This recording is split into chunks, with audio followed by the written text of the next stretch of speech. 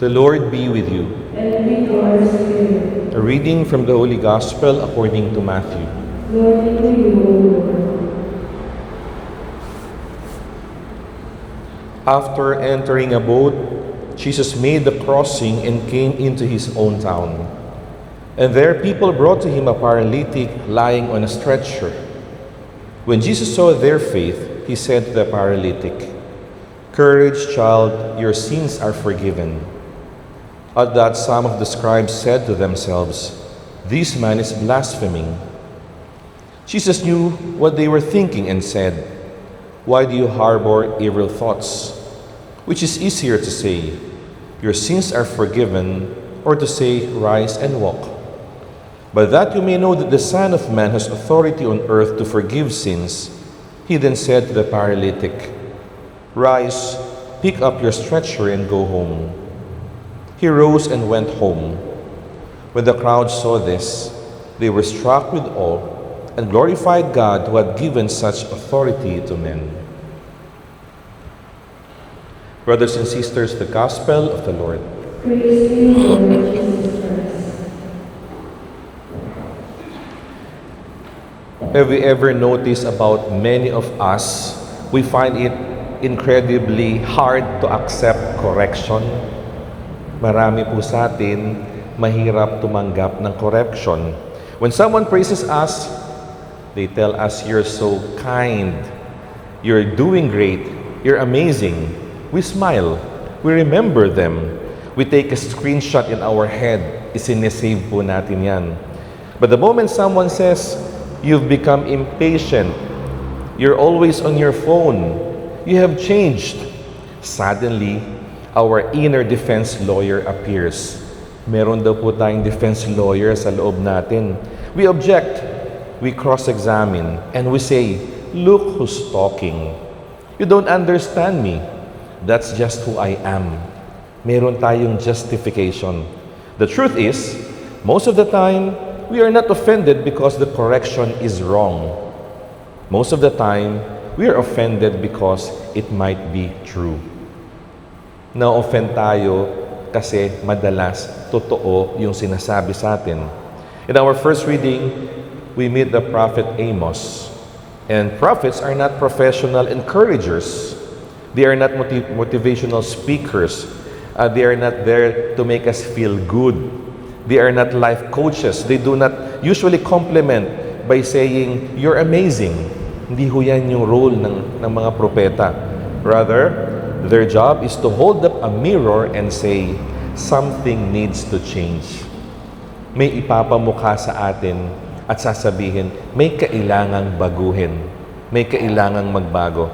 That is exactly why people detested Amos. Galit, ayaw ng mga tao sa propetang ito. Amaziah, the priest, essentially tells him, "Go away, get lost, pack your bags and leave." In our modern translation, pwede nating sabihin, "Stop calling me out. Don't judge me. Therefore, unfollow, block. You cannot hear anything from me." Have you noticed that when truth makes us uncomfortable, we rarely look at the message. Instead, we attack the messenger. We ask, "Who are you to tell me?" But we never ask, is what they are saying actually true? Minsan binabalikan natin yung taong nagtatama sa atin. Nakakalimutan nating tanungin, tama ba yung sinasabi niya about me? It happens at home every day. A parent says, "You spend too much time on that screen." Anong sagot minsan ng mga anak? "Oh, you're so controlling." Tama ba or hindi? But you attack the messenger. A spouse says, "You're becoming emotionally distant from me." Ano sasabihin ng kapartner? "You are overreacting. Ang drama mo naman." Or a priest would say in his homily, "We need to prioritize mercy and start forgiving people, including your enemy, those who have hurt you." And we hear people in the pews thinking, "Father is targeting me today. Pinatatamaan ako ni Father." We are not listening to the message. We attack the messenger. Sabi nga daw po ng isang pare, Sinasabi niya sa mga taong ganon, kung tinamaan ka po, baka hindi ako yung pumukol niyan. Baka may ibang pumukol, kaya ka tinamaan. And so this brings us to the gospel reading. A paralyzed man is lowered in front of Jesus. May dinala silang isang taong pilay. Everyone in the crowd is staring at his legs. Everyone expects Jesus to say, "Stand up and walk." But Jesus looks at him and says something unexpected. Hindi niya sinabi agad, "Stand up and walk." Ano yung sinabi ni Jesus sa kanya? "Courage, child, your sins are forgiven." Siguro, kung nandun tayo, magtataka tayo, Medyo may disconnect kay Jesus. Lord, he cannot walk. Why are you talking about forgiveness of sins? Because we look at the man and see a broken body. But Jesus looks at the man and sees a burdened soul. Ang nakikita natin yung panlabas na hirap o kapansanan ng tao.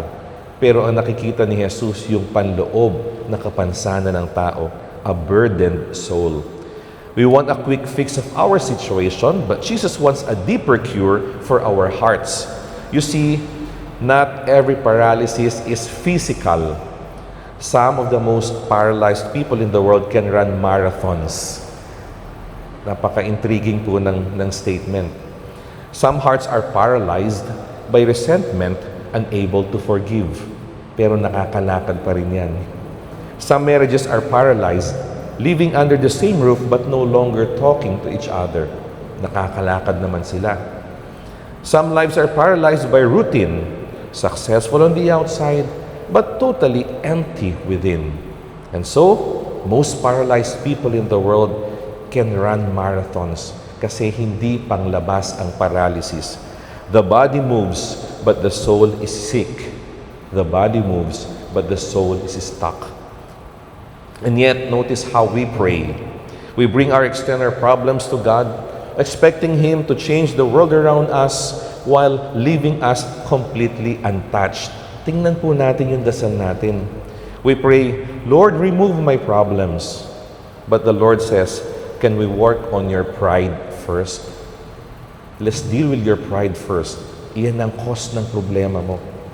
We pray, "Lord, change my spouse." Baguhin mo naman yung asawa ko.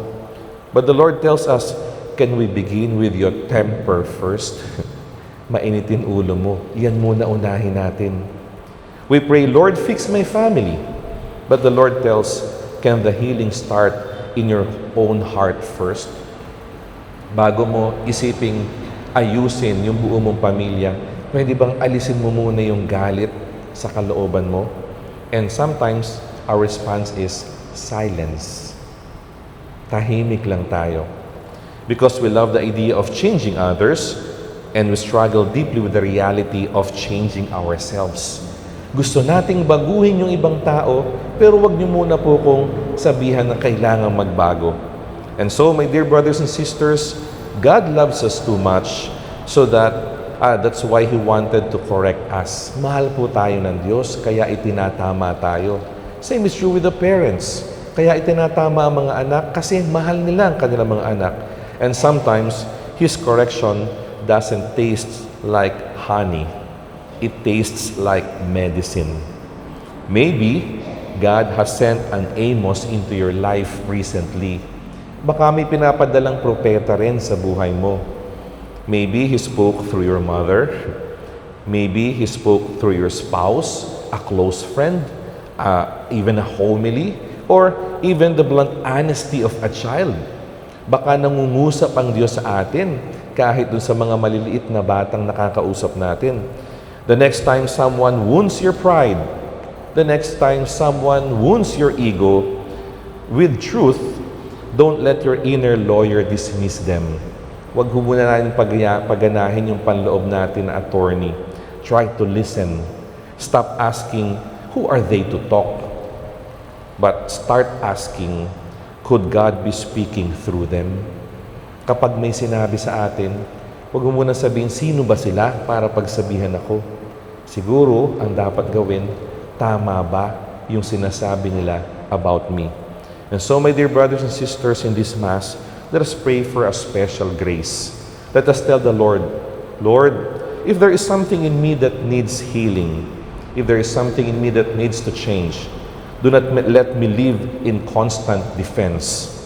Give me the humility to listen and the courage to change. Amen.